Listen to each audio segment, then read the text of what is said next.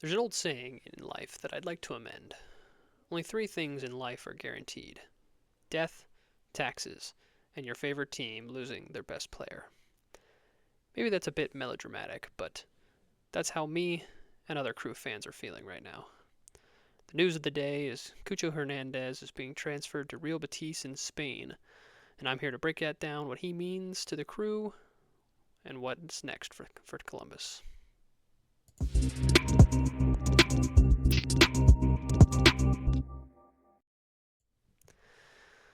Hello, everyone.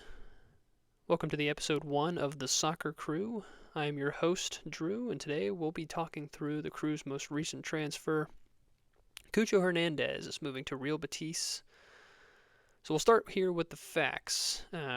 He's moving to Real Betis in Spain. $16 million is being transferred to the Crew for his rights, plus add-ons, and as well as the Crew retain a sell-on percentage. So if Real Betis end up selling him later in the future, the Crew will get some percentage of that. All of this is just being reported as rumor. No one knows for sure exactly how much, but this is about the range that everyone is currently talking about. And just a reminder, Cucho originally joined for $10 million from Watford in 2022. So I'll start with my instant reactions to this, and honestly, this sucks. It was a gut punch when I first saw it. Uh, just felt terrible that best, funnest, most interesting player of the Crew is leaving. As a Crew fan, you kind of knew eventually something like this was going to happen. Cucho was young enough; he's only 25. Other teams had been looking at him for pretty much ever since he arrived and took the league by storm that first summer in 2022. But yeah, he was incredibly fun to watch. Just had a great time. He played with his heart on his sleeve. Just enjoyed gliding by defenders, making it look easy, scoring incredible goals, being MVP of 2 finals.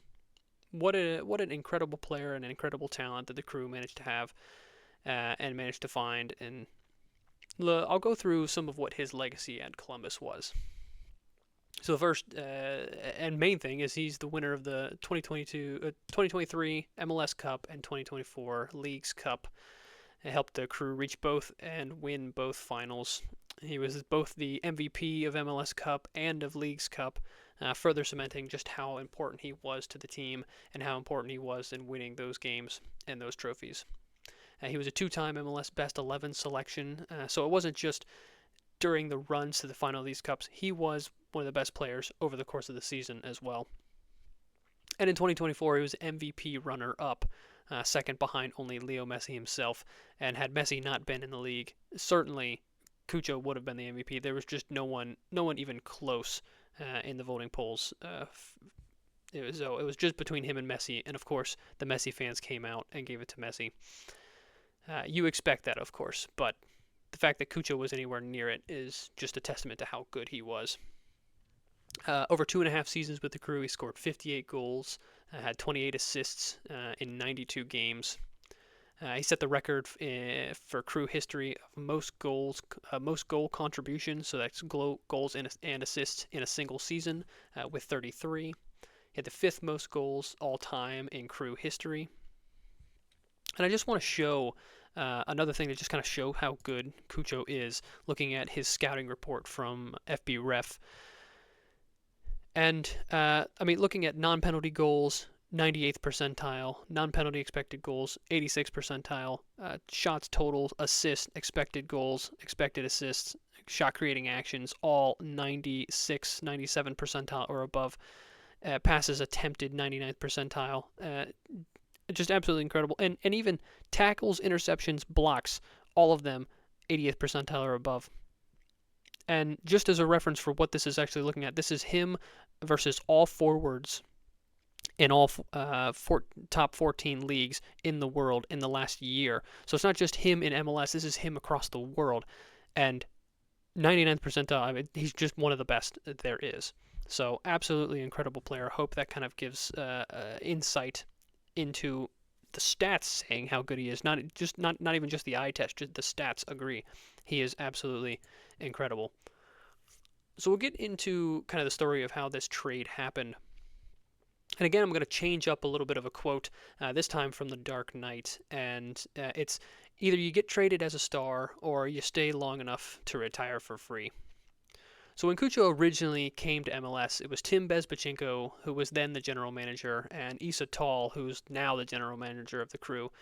They essentially wooed Cucho to come to Columbus and MLS. They said, hey, listen, you've maybe never even heard of MLS at this point. You've been playing in England for Watford. We get it. You're not a starter at the moment. You're trying to break into the first team. Watford was having a rough go of it. I believe they actually got relegated that year. They said, hey, listen, you come to MLS, and here's what's going to happen. You're going to be the star on this team. We're going to build the team around you. We're going to get your confidence back. We're going to get your goal-scoring boots back. We're going to help you get to your national team. We want you to win trophies. We want you to have a shot at the MVP race. And then, after a couple years of doing that, and you begin to show exactly how good we see you can be and how good you know you can be, then if we get a good offer from a top team back in Europe, we'll move you on. And amazing. We're great to have you around. It was great to have you, but we're willing to bring you in for a short period of time, help us become better, and then move you on when it's time for you to move. And we'll support you all the way. And that's exactly what happened. We saw when Cucho first arrived, his first game was a game winner, I believe, against the Chicago Fire, and just lighting the league on fire as he came in, showing that people can come in, bring in a young, he was 20, I believe he was 22, 23 when he first came to the Crew. You can bring in a player who's just, like, maybe just under their prime or into their prime years. This is no longer a retirement league. You can bring in these players who are great, who are becoming great, and you can compete with some of these European teams for bringing these players over.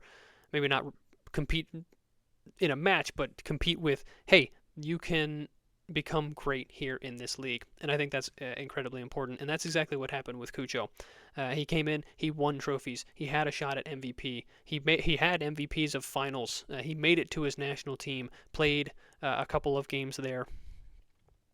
But eventually, Real Betis of La Liga came to the table and they said, listen, we love Cucho. We think he is great, and we want to put in the money to get him.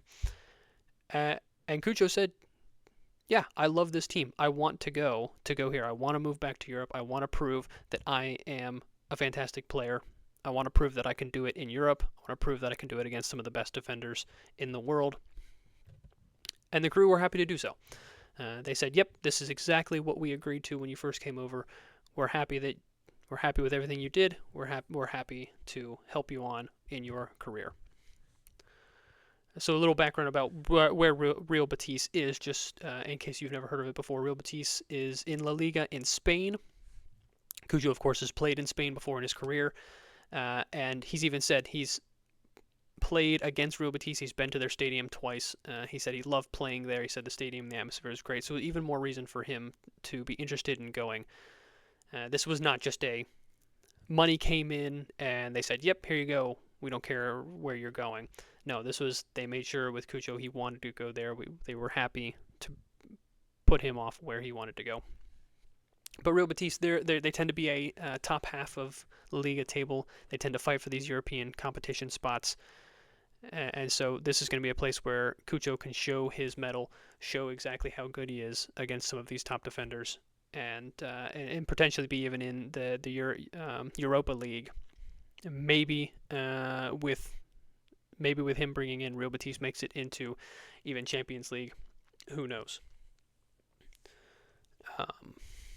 So it's great stuff, but again, going back to the quote, this is kind of where MLS is moving to. It's no longer the retirement league where some of these players come over and they're old and they're like, oh yeah, I can just kind of bum it around and I'll do whatever. I can flick my toes all over the place and I'll just, I'll be a star and people will love me just because I'm here. That's no longer it. The Crew have shown with Cucho, you can bring in a top player who's a young top player, make him better, and sell him on for more money, which is exactly what they did. Remember, they brought him in for $10 million.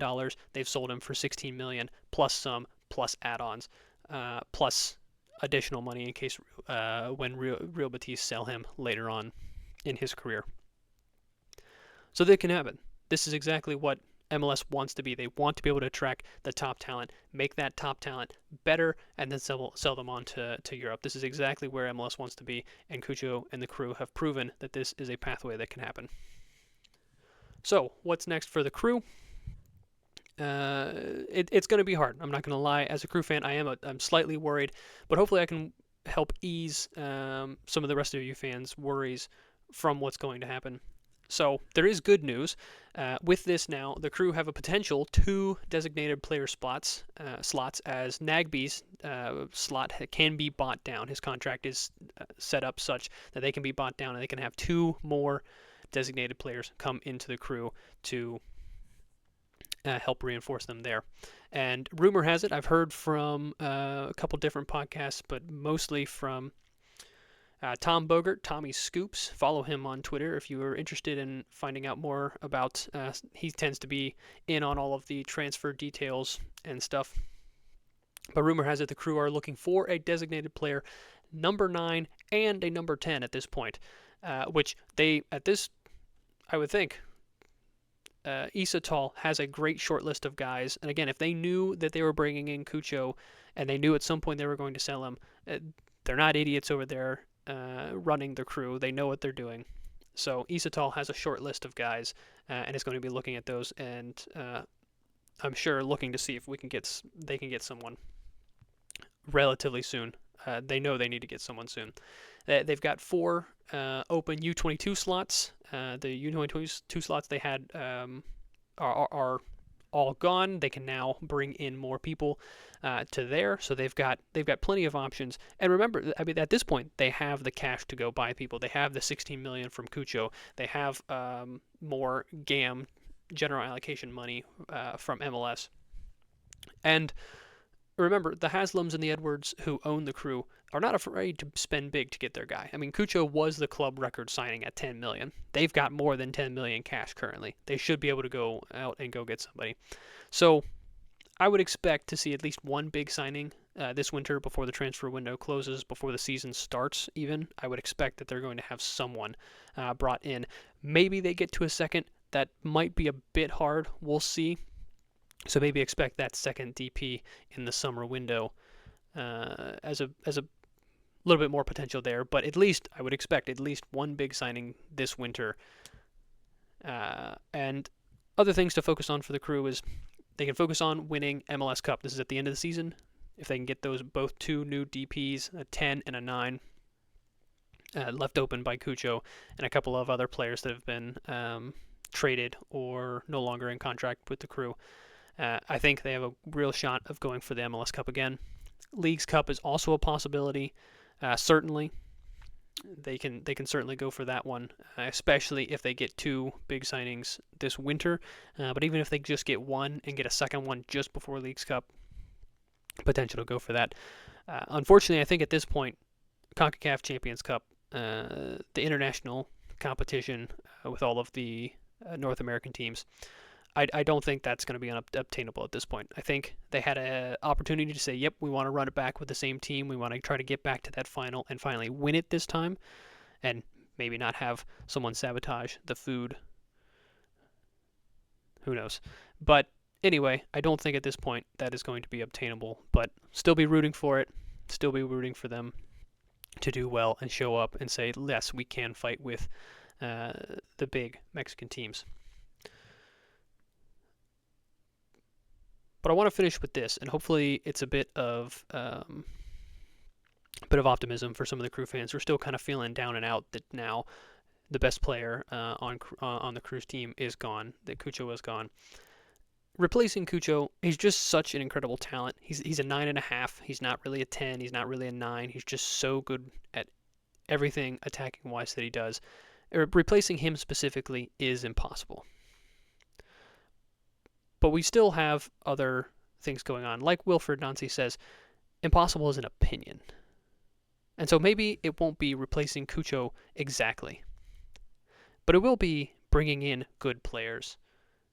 And it will be making the Crew incredibly, incredibly good and incredibly special. So I don't think the season's over. There's no way that they're going to win anything. I don't think that's going to happen. I think everything will be fine. But it is going to be sad no longer seeing Cucho drive through defenders, cutting them up, and scoring incredible goals, having incredible assists with his teammates. It is going to be sad. So with that, that is the end of episode 1. Thank you all for listening. I'm Drew, and thank you for joining in with the Soccer Crew podcast.